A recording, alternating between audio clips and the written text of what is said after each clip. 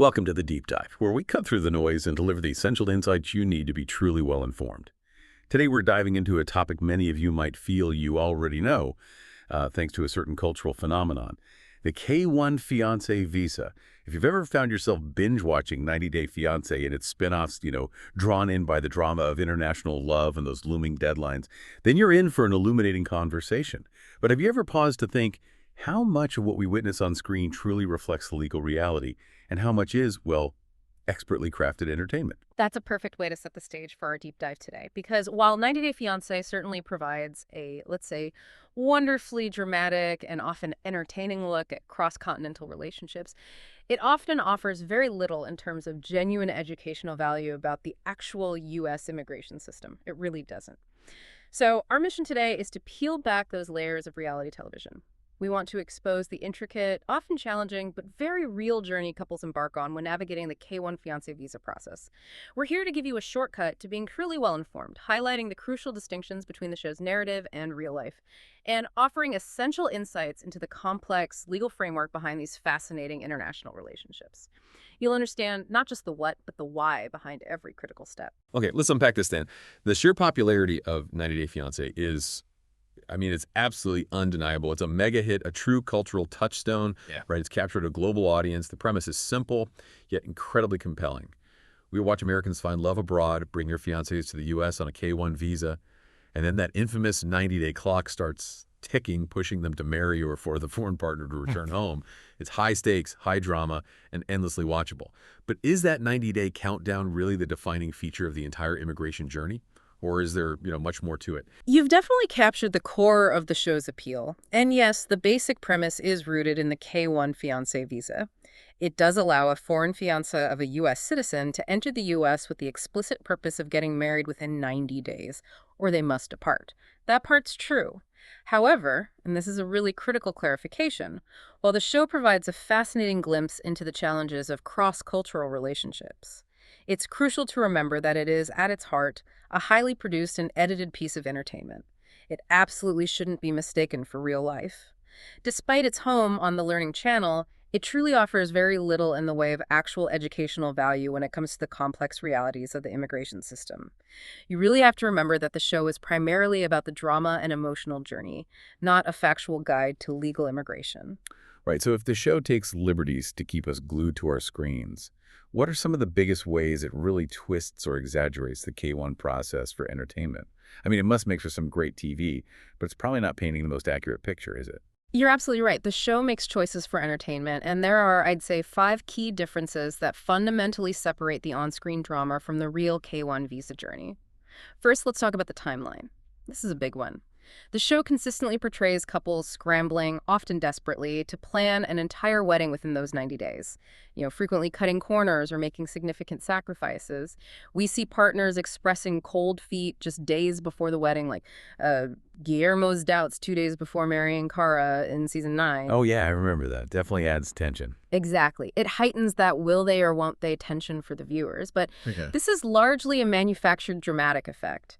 In reality, the K-1 visa currently takes a much longer time to process. We're talking usually around 13 to 18 months as of 2025. Wait, 13 to 18 months just for the visa? That's right. Which means real-life couples often have well over a year to plan their wedding before the foreign fiancé even sets foot in the U.S. That sudden, intense 90-day scramble for wedding logistics.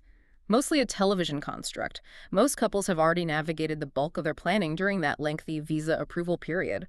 So the wedding details are often pretty much settled long before the camera crew even starts filming that 90-day countdown. Wow, that's a huge distinction. So the drama of the last-minute wedding planning, while great for TV, isn't typically the real experience. But what about finances? That seems to be a constant source of tension and, frankly, outright arguments on the show. What's the reality there? Well, finances are certainly a point of reality for many couples, absolutely. But the show's portrayal often leans into exaggeration for dramatic effect. On screen, we frequently see these inflated struggles with wedding expenses, or the U.S. partner grappling with the financial burden of supporting their foreign fiancé. You might remember an instance where a couple takes out a loan just to pay for their wedding, or another storyline highlighting the struggle to afford the K-1 application costs themselves. While financial issues are a genuine concern for many couples embarking on this path, and we'll definitely dive deeper into the very real financial sponsorship requirements shortly.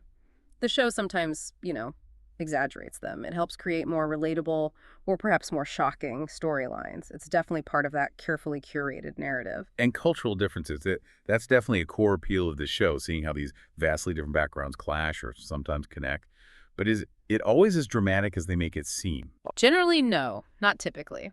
And that's our third key difference. The show's appeal certainly lies in watching couples navigate these differences, but it undeniably tends to exaggerate and amplify them for the sake of drama, often presenting them in a really stereotypical or kind of one-dimensional way.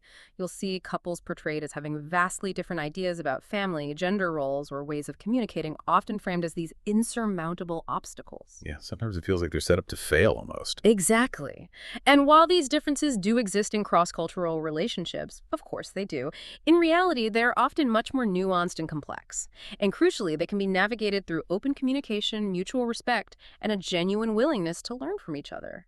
They aren't inherently dramatic conflicts waiting to explode. The show simply chooses to portray them as such to fuel the narrative, which, unfortunately, can sometimes perpetuate harmful stereotypes. It makes for compelling viewing, sure, but it's not always a true reflection of how these couples actually integrate their lives. So a lot of what we're seeing is less about genuine cultural clash and more about, like, editing choices and specific framing. Precisely. And that leads us directly to our fourth and fifth points: editing and production. The show is heavily edited. I mean, really heavily edited, to create a narrative that is entertaining and dramatic. It often leaves out important details and context that are crucial to fully understanding the couple's experiences. We've even heard from former cast members, like Christina Min from Season 5, who've openly admitted that parts are scripted or embellished and tweaked to fit the story the producers want to tell. This isn't live, unadulterated reality. And then there's the production aspect itself. This is a highly produced piece of entertainment, and the couples are acutely aware of cameras being present. You have to remember that. We've even heard about scenes that were explicitly staged for the cameras, like a couple's fight in a restaurant, which was later revealed to be, well, entirely set up. Oh, really? That's disappointing. It is, but it's part of making TV. Tactics like cliffhangers and false suspense are regularly employed to keep viewers engaged, even if it means distorting the reality of the couple's experiences. So while it feels candid sometimes, it's often a carefully constructed illusion designed to keep you tuning in week after week. It's fascinating how much goes into making something seem real, even when it's heavily curated for entertainment. But despite all that, the K-1 visa is a very real thing, with significant implications for these couples. It's not just a plot device, right? Absolutely not. Despite the television drama and the entertainment value, the K-1 visa is a legitimate means and a unique non-immigrant visa within the U.S. immigration system. It serves as a crucial bridge to marriage and, subsequently, adjusting the foreign fiancé's status to that of a permanent resident or green card holder. It's not merely a storyline, it's a foundational step for many international couples building a life together in the U.S.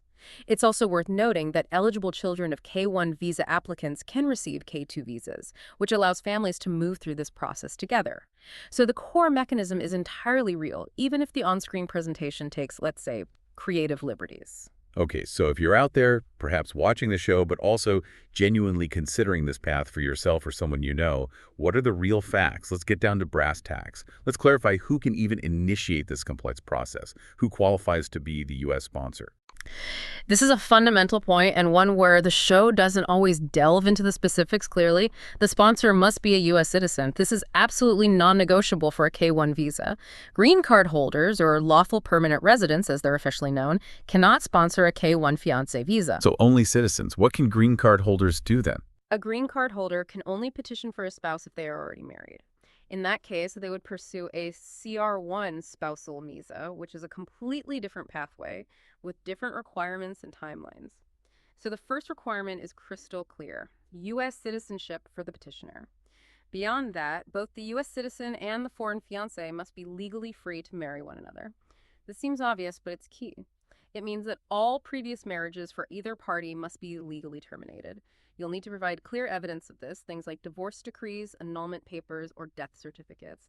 And importantly, the marriage itself must be legally possible according to the laws of the U.S. state in which the marriage will take place. This prevents any legal complications once the foreign fiancé arrives, ensuring the marriage can actually be legally recognized. Okay, that makes sense. Now, on the show, sometimes it seems like couples barely know each other or maybe have spent very little time together in person before deciding to get married and applying for this visa. This raises an important question. How much time do you actually need to spend together to get a K-1 visa? Is it possible to sponsor someone you've truly never met in person? That's a common misconception, likely fueled by some of the show's whirlwind romances. There's actually a very specific requirement here known as the 2-year rule. This rule dictates that the couple must have met in person at least once within the 2 years prior to filing the I-129F petition. Just one. Just once, yes. It doesn't require a long relationship or that you've lived together, just that there was a physical meeting. And critically, online meetings, video chats, phone calls, none of that counts towards this specific requirement.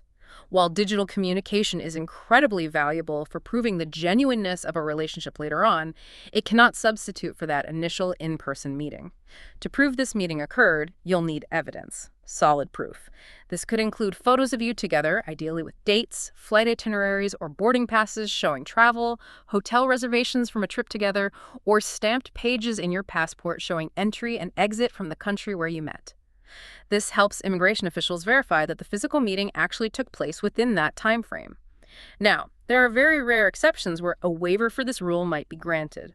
This could happen if meeting in person would cause extreme hardship to the U.S. citizen sponsor, or if it would violate strict cultural or religious reasons. For example, if a specific culture or religion strictly forbids unmarried men and women from meeting alone before marriage. But that sounds tough to prove. Extremely tough. It's crucial to understand that these waivers are incredibly hard to get and require very compelling specific evidence.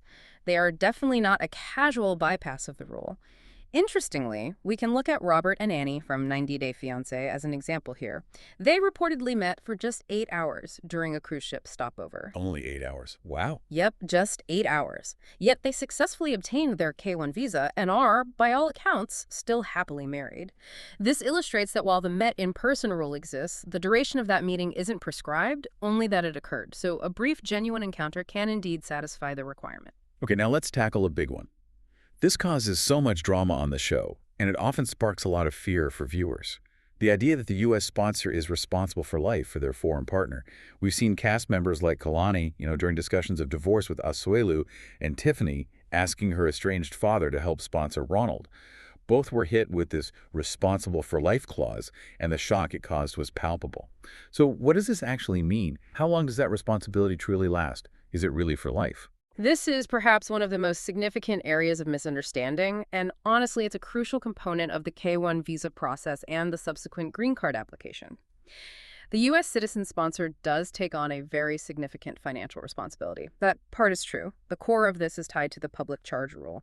Essentially, the U.S. citizen sponsor must prove to the government that the immigrant won't become a public charge, meaning they won't primarily rely on public assistance programs once they're in the U.S. You demonstrate this ability to support them through your income, tax returns, pay stubs, bank statements, and other financial documents. Regarding the specific income requirements, to initially sponsor a K-1 visa, your income must meet or exceed 100% of the Federal Poverty Guidelines, FPG, for your household size. For a household of 2, that's you, the sponsor, and your fiancé, this is currently at least $26,430 in 2025. Okay, 100% for the K-1. Right. But there's a nuance here. When you later apply for the marriage green card after the K-1, or if the sponsor is an active duty military member sponsoring a spouse or fiancé, that threshold becomes higher. It jumps to 125% of the FPG. So it increases later. What if the sponsor doesn't make enough? Good question. If the U.S. citizen sponsor doesn't meet these income requirements on their own, a joint sponsor can be added to the petition. This is usually a friend or family member in the U.S. who does meet the income requirements and is willing to take on that financial responsibility alongside the main sponsor. Now, about that responsible for life phrase. It's not entirely a myth, but it's definitely often misunderstood in its application. The sponsor is legally responsible for ensuring the immigrant partner is supported at 125% of the poverty line until specific termination circumstances are met. Okay, so there are circumstances where it ends. It's not literally forever. Correct. It's not necessarily forever. The responsibility terminates if, first, the immigrant becomes a U.S. citizen. That ends the sponsorship obligation. Second, if the immigrant works for 40 quarters of coverage under the Social Security Act. This typically equates to about 10 years of work. However, if both partners are working, they could potentially meet this requirement in as little as 5 years. Third, if the immigrant loses their legal status and permanently leaves the U.S. Fourth, if the immigrant is deported but later obtains a green card through another sponsor entirely. And finally, tragically, the death of either the sponsor or the immigrant partner also terminates the obligation. The other caveat here, and where the show's drama often stops short of the full explanation, is how this responsibility is enforced. The government isn't typically going to actively pursue the sponsor for money unless one of two things happens.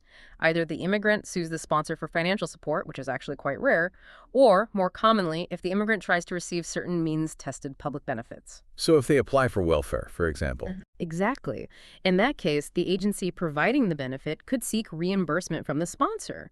The sponsor would essentially pay back the government for those benefits rather than providing money directly to the immigrant on an ongoing basis. So while it's undoubtedly a long-term and serious commitment, the common scenario of the government actively garnishing wages or forcing payments directly from a sponsor is far less frequent than the responsible for life phrase might imply. Yeah. But make no mistake, it is a huge responsibility to sponsor an immigrant, and understanding these precise details is absolutely crucial for both partners involved before starting the process. Absolutely. Okay, now that we know the basic requirements, citizenship, freedom to marry, meeting in person, financial responsibility, let's walk through the actual process. It's clearly a lot more involved than just showing up and starting that 90-day countdown like on TV. This isn't a quick sprint to the altar once the foreign fiancé arrives. It sounds like a marathon that starts much, much earlier. That's absolutely right. It's a marathon, not a sprint. The application journey for a K-1 visa is an extensive, time-consuming process.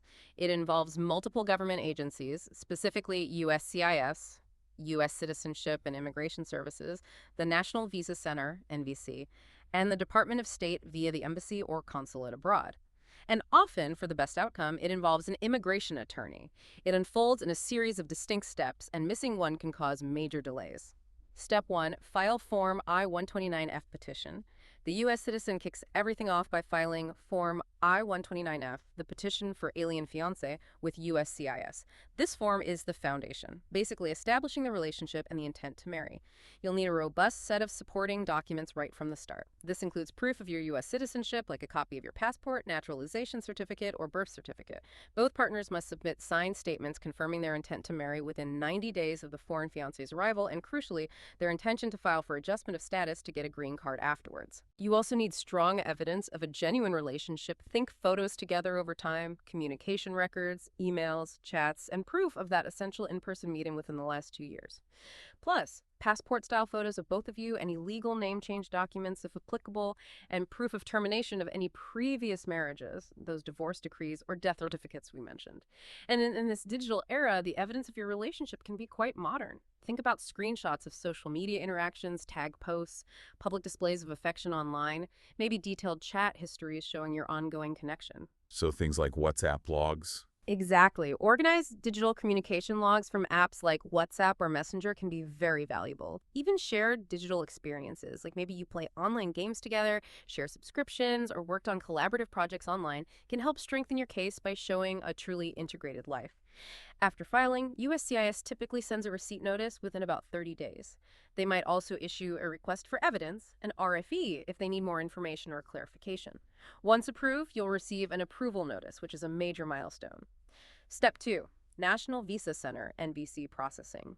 After USCIS approves the I-129F petition, your case file gets transferred to the National Visa Center, or NVC. They create a unique case number and then forward all the necessary paperwork to the specific U.S. embassy or consulate in your foreign fiancé's home country, the one where the visa interview will eventually take place. This stage usually takes about 3-4 weeks, maybe a bit longer sometimes. Step 3. DS-160 application, foreign fiancé, and medical exam.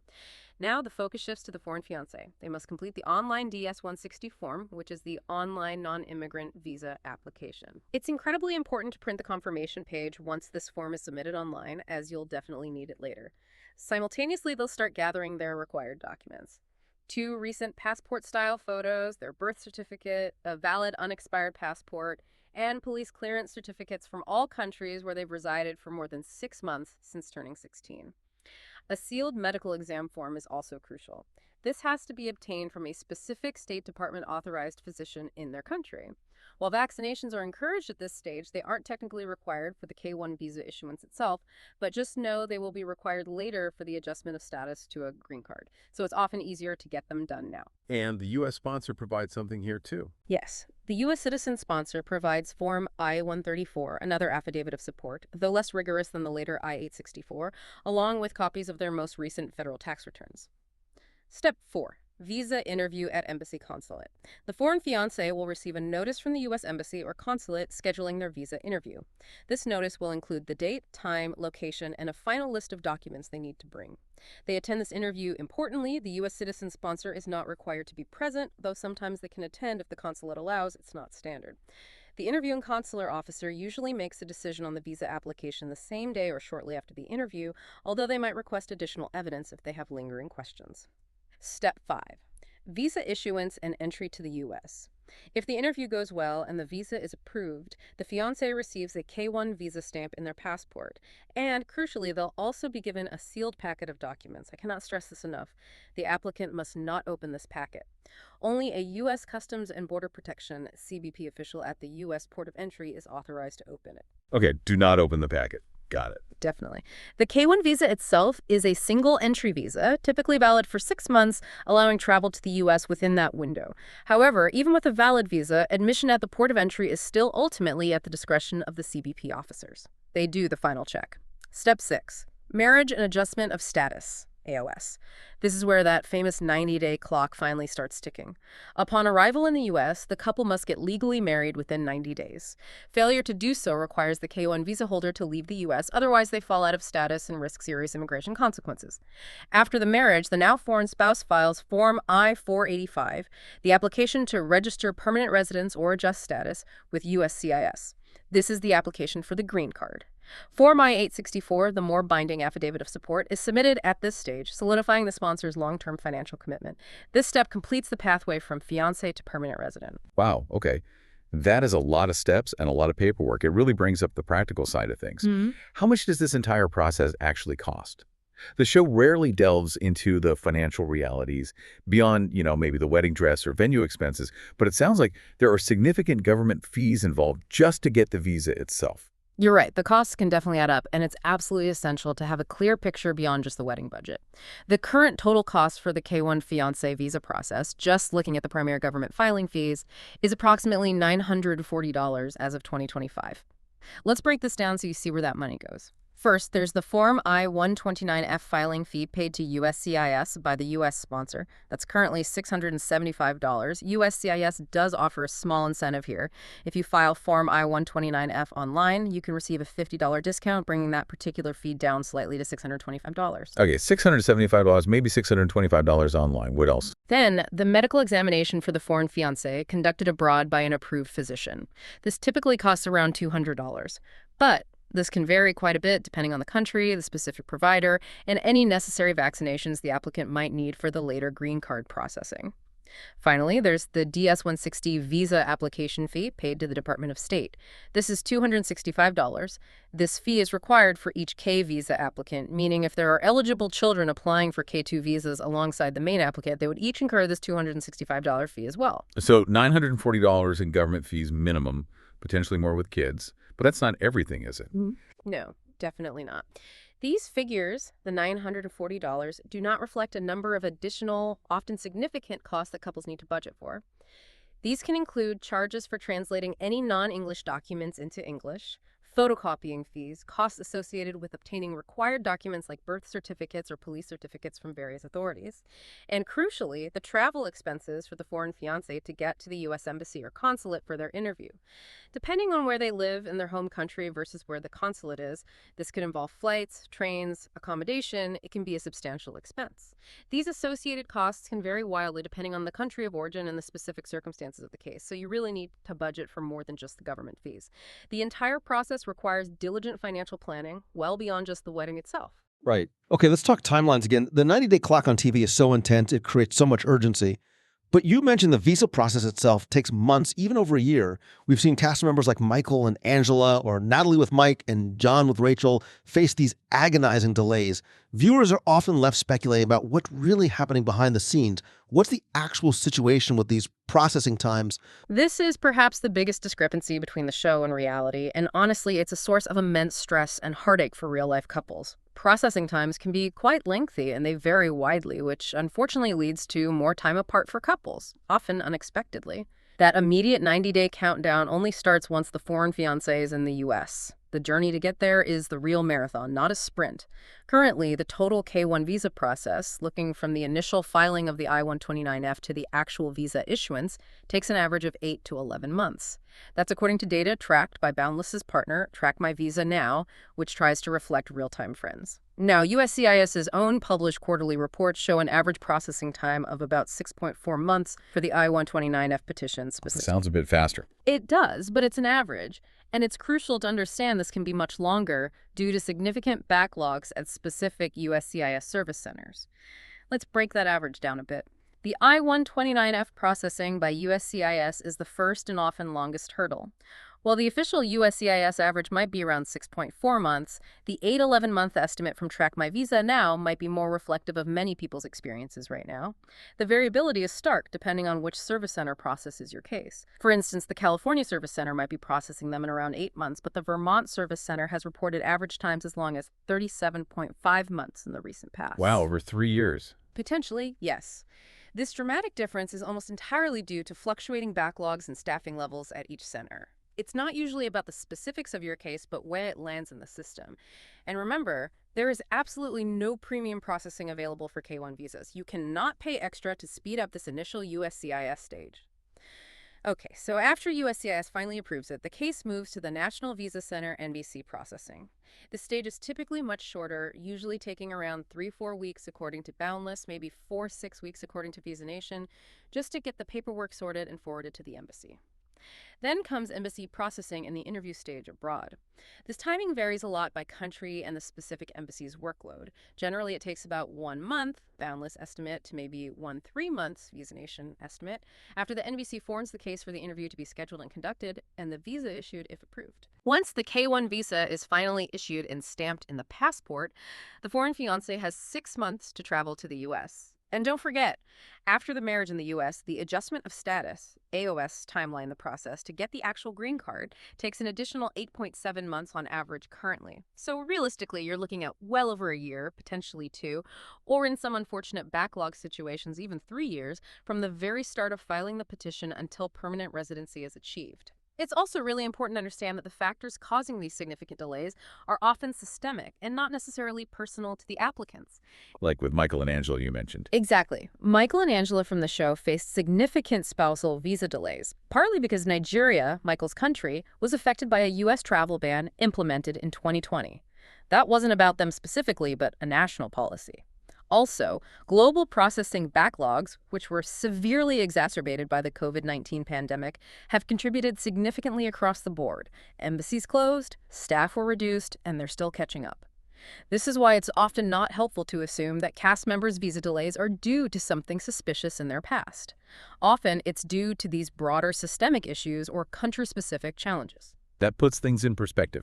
So given these long and variable timelines, how can couples effectively navigate this process, or maybe more accurately, prevent unnecessary delays on their end? That's the key question: what can you control? First, thoroughly understand all the eligibility requirements before you even file. Make sure you qualify.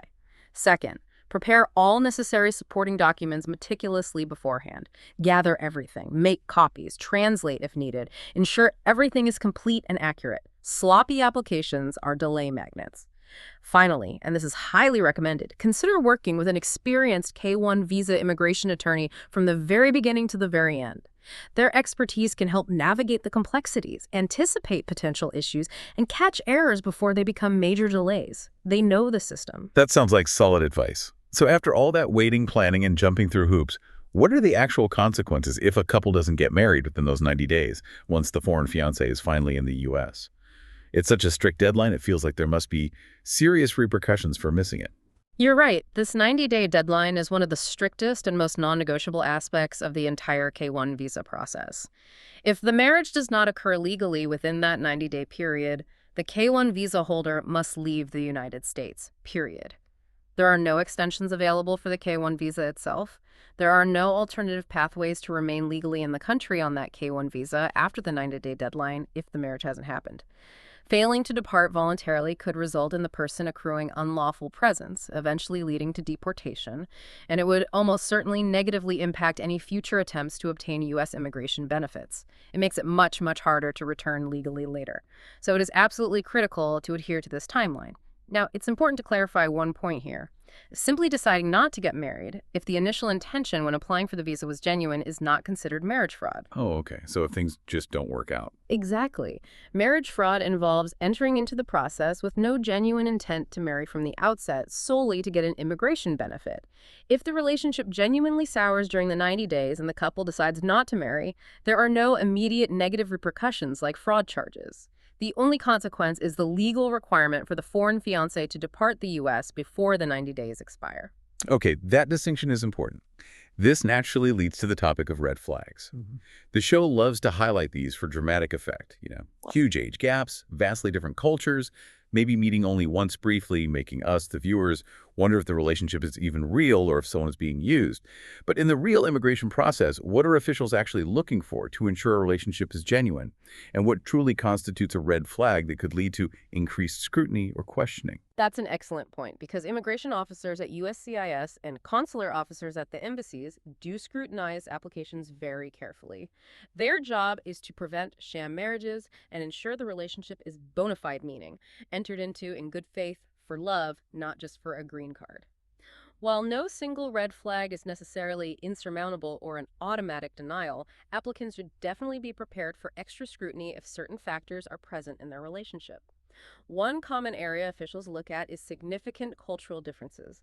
If there appear to be, on the surface, very few commonalities across religious, ethnic, social, educational, or even financial backgrounds, it can raise questions about the basis of the connection. However, it's really important to stress that many couples successfully navigate vast cultural differences and build strong, genuine marriages. Look at Josh and Alexandra from season 3 of the show.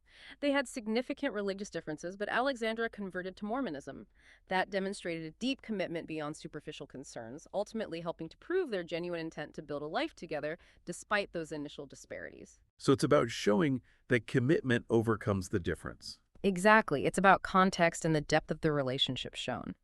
Another area that often triggers extra review is significant age differences, especially when the age gap is, say, over 15 years. In such cases, couples really need to provide more substantial evidence of a genuine relationship because, unfortunately, large age gaps can sometimes be used as a cover for immigration fraud or exploitation.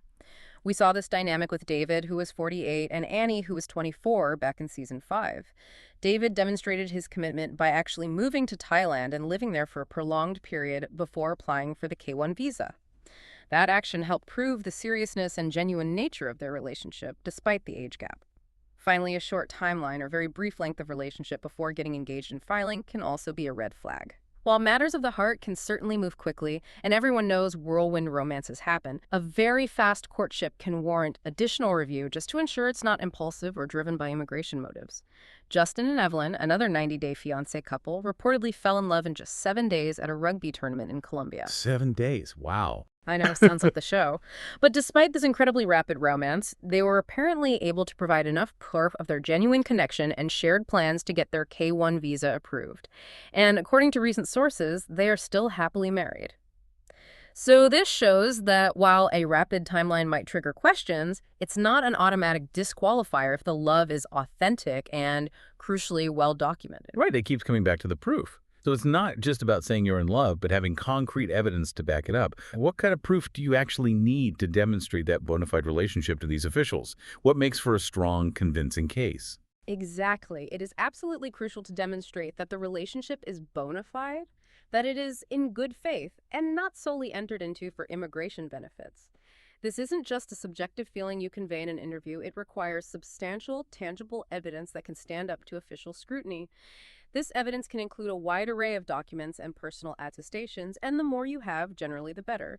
Photographs together are incredibly important, not just selfies, but photos showing you in various settings over time, ideally with each other's friends and families, celebrating holidays, traveling, just living life together. Dated photos are even better. Dated correspondence like letters, emails, cards, and detailed call or video chat logs like Skype, WhatsApp can show consistent communication and the development of your relationship over its course. In the digital age, social media posts are definitely relevant. Think tag posts together, public displays of affection online, relationship status updates, maybe even chat histories if they demonstrate meaningful conversations about your future. Affidavits from friends and family, sworn statements from people who know you both and can attest to the authenticity of your relationship. Their sincere statements, ideally detailed and perhaps notarized, can carry significant weight. Call logs or message histories from phone providers or messaging apps detailing the frequency and duration of your communication can supplement chat screenshots. Shared digital experiences, as we mentioned before, maybe online gaming together regularly, shared streaming subscriptions, collaborative projects, online things that illustrate your connection and shared life in the modern world. Travel itineraries or boarding passes from trips taken together or to visit each other. This corroborates the in-person meeting requirement and shows ongoing effort. Hotel reservations from shared trips showing you stayed together. Stamped passport pages that clearly show travel to visit one another with entry and exit dates. But beyond just the documents, it's also really important that you truly have a real deep understanding of the person you are planning to marry. This means having had open, honest discussions about your future plans together, finances, children, where you'll live, career goals, understanding each other's core values, building shared experiences that genuinely inform your decision to build a life together. The interview process will often probe these deeper aspects of your connection, so a genuine, lived relationship with strong communication is ultimately the best preparation and the best evidence. That makes sense. Now, the show has certainly depicted scenarios that raise alarm bells about actual marriage fraud. We even saw Danielle's struggles with Mohammed, where she felt deeply taken advantage of, believing he married her just for a green card. This isn't just TV drama. It's a very serious legal issue with severe consequences. What exactly constitutes marriage fraud in the eyes of the law, and what are those potential penalties? Marriage fraud is indeed a very serious federal offense, far beyond reality TV drama. It is explicitly defined by law as entering into a marriage specifically to circumvent immigration laws, meaning the primary intent of one or both parties in the marriage is to gain an immigration benefit like a green card, not to establish a genuine marital relationship and build a life together. It's about deceit. This is not just discouraged, it is a crime in the United States, and the government takes it very seriously. The consequences for being convicted of marriage fraud are severe, as outlined by the Immigration Marriage Fraud Amendments Act of 1986. Individuals found guilty, both the immigrant and potentially the U.S. citizen, if they conspired, can face penalties, including up to 5 years in federal prison and fines of up to $250,000. Wow, prison time and huge fines. Absolutely. And for the immigrant, it almost certainly means deportation and a permanent bar from ever entering the U.S. again. This underscores how seriously the U.S. government views attempts to exploit its immigration system through fraudulent marriages. Danielle's case with Mohammed from the show, as portrayed, provides a stark example. It highlighted a U.S. citizen potentially being taken advantage of by a foreign fiancé who, it appeared to her later, did not enter the marriage in good faith.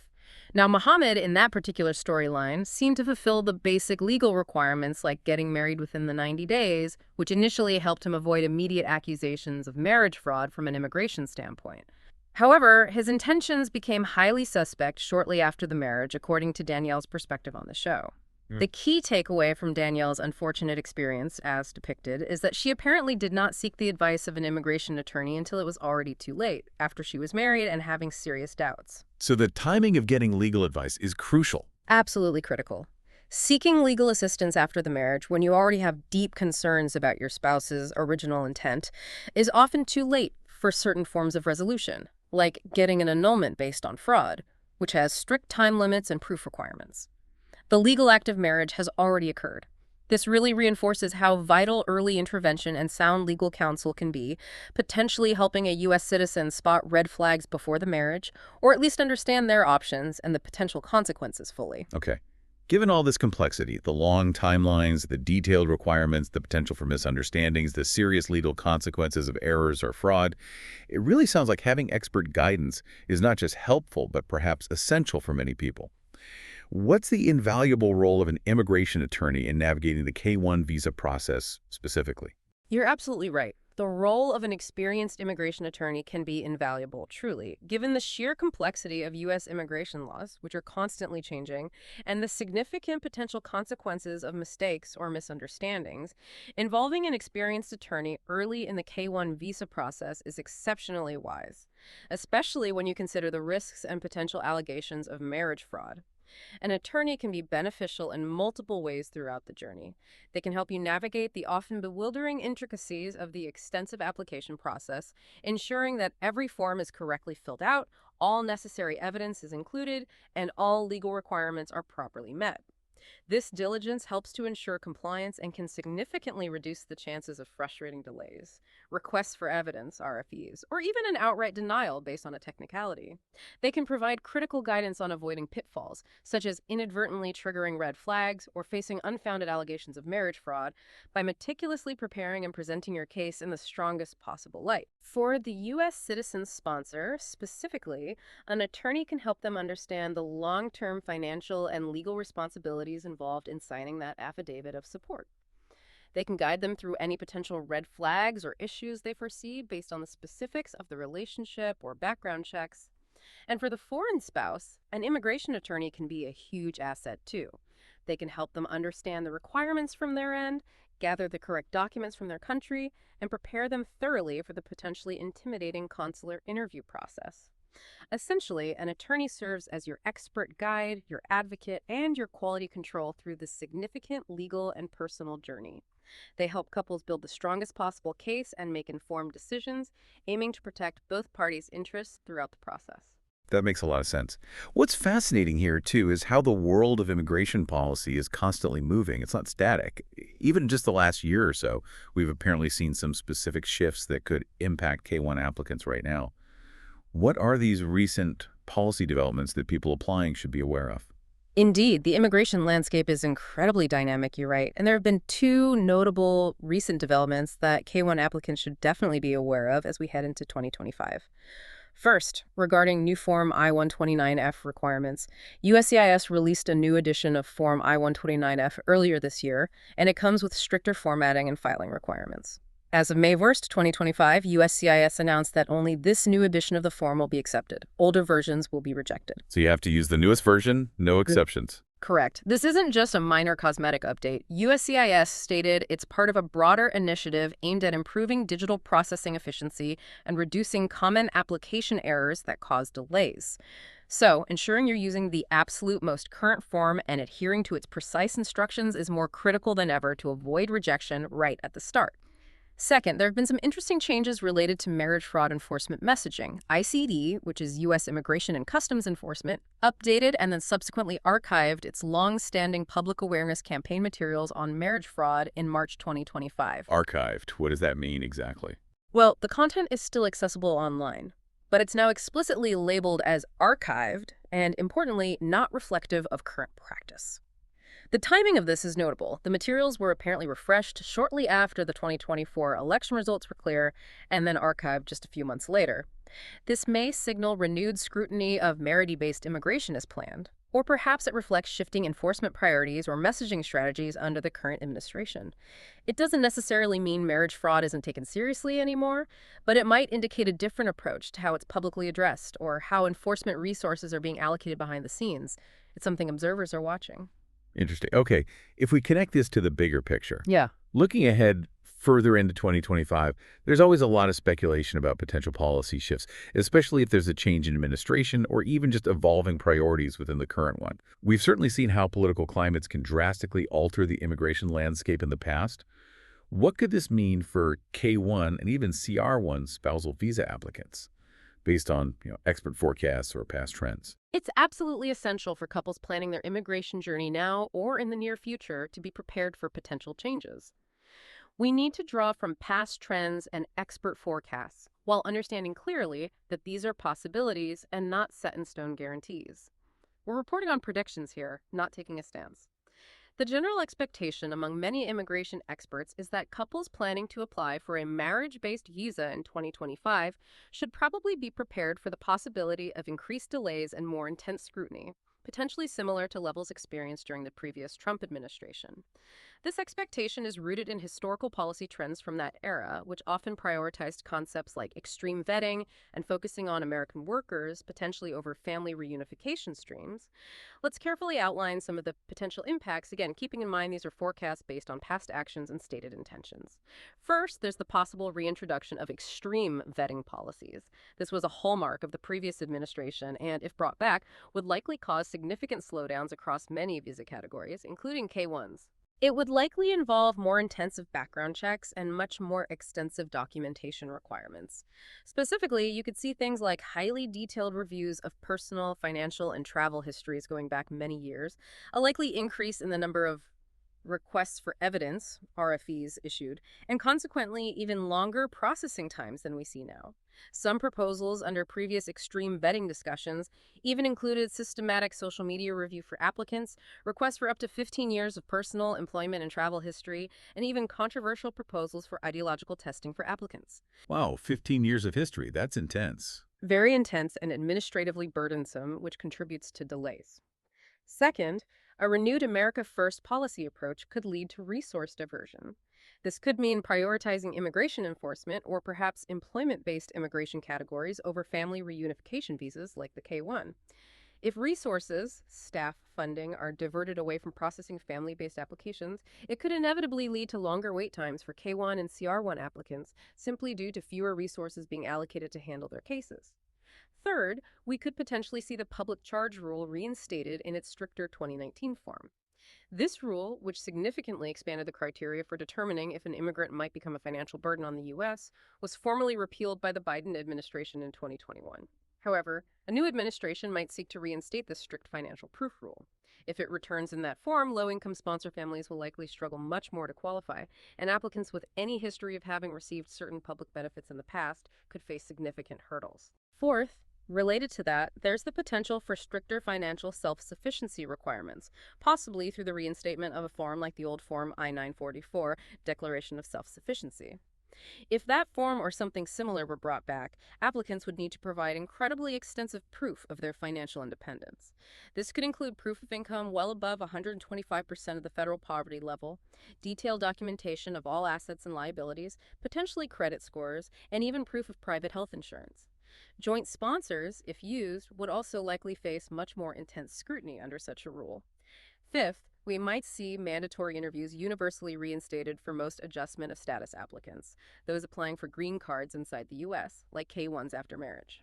This requirement for an in-person interview for almost everyone was relaxed under the Biden administration for many straightforward cases to speed up processing. Reinstating mandatory interviews for all would definitely add another layer of processing and likely add to overall wait times. Finally, and this is perhaps the most concerning for some, there's the possibility of a potential new travel ban and visa denials based on more subjective criteria. Based on past actions, a new executive order could initiate the process to reimpose a travel ban affecting nationals from certain countries deemed high risk. Furthermore, some proposals have suggested language that could allow the denial of visas or even entry to the U.S. based on perceived political views, religious beliefs, or even cultural backgrounds deemed incompatible with U.S. values, which would represent a very significant and likely legally challenged shift in visa policy.